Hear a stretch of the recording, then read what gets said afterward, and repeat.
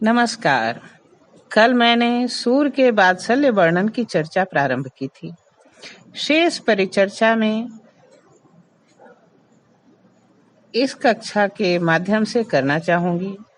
अब तक मैं कृष्ण के उस मोद में बाल्य सुलभ चंचलता के साथ मातृ हृदय के स्पंदन का दर्शन किया था। अब उनके वियोग वात्सल्य की भी चर्चा कर लूं।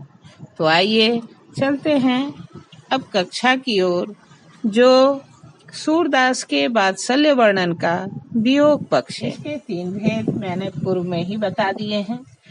पहला, प्रवास को जाते हुए मातृ हृदय की सबसे आकर्षणमयी एवं मर्मस्पर्शी अभिव्यंजना इसी प्रसंग में हो पाई है। माता की सारी ममता स्वभावतः उमड़ पड़ती है जब उसका प्राण सदृश अति प्रिय पुत्र उससे विलग होने लगता है। उसका हृदय स्पंदन और अधिक वेगवान हो जाता है। उसका पुत्र विपदग्रस्त वातावरण के लिए प्रस्थान करता है। यशोदा का मातृ हृदय भी इस अवसर पर व्याकुल हो जाता है और कह पड़ती हैं, मेरो भाई विधनो को धन माधो, मेरो भाई निधनों को धन माधो, बारंबार निरखी सुख मानती, तजत नहीं पल आधो। उसकी आंखें किसी सहायक का अन्वेषण करती है। यशोदा बार बार यों है कोई ब्रज में हितु हमारे, चलन गोपाल ही राखे। यशोदा बार बार यों भाखे। इसी प्रकार भरोसो कान्ह को है मेरी, मोहन ने को बदन तन हेरो, आदि पद भी अत्यंत मार्मिक है। दूसरा है प्रवास में स्थित। नंद मथुरा से लौटकर आए पर कृष्ण को साथ न देखकर यशोदा मूर्छित होकर गिर पड़ती हैं। वह नंद पर बिगड़ने लगती हैं। उनके क्रोध के प्रत्युत्तर स्वरूप नंद का यह कथन कितना तलस्पर्शी। वह किसी भी यत्न से कृष्ण को ले आने का आग्रह करती हैं। सूर नंद फिर जाहु मधुपुरी, ल्यावहु सुत करी कोटि जतन।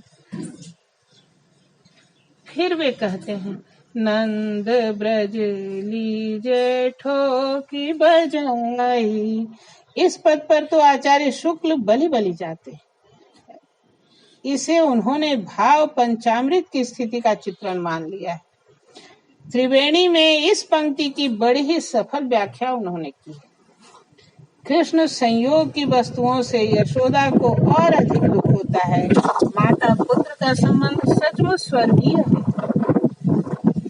देखिए न, यशोदा कहती हैं, संदेशो देवकी सो कहियो, यद्यपि टेव तुम जानती उनकी, तौ मोहि कहियाबे, प्रातः ही उठत तुम्हारे कान्ह, माखन रोटी खावे। संदेशो देवकी सो कहियो।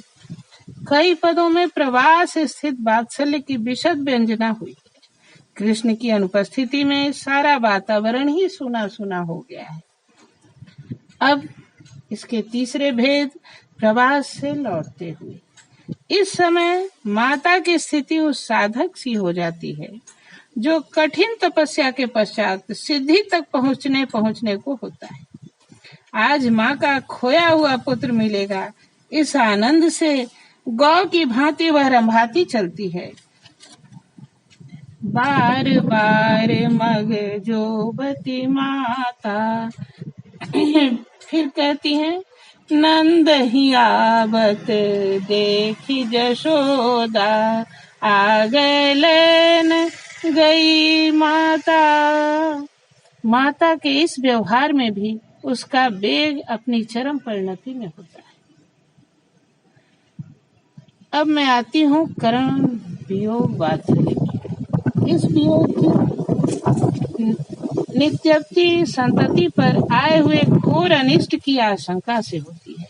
जब कृष्ण कमल कंदुक हेतु काली दह में कूद पड़ते हैं तो माँ अनिष्ट की आशंका से व्याकुल और अधीर हो जाती है। वह कन्हैया कन्हैया कहकर मूर्छित हो जाती है।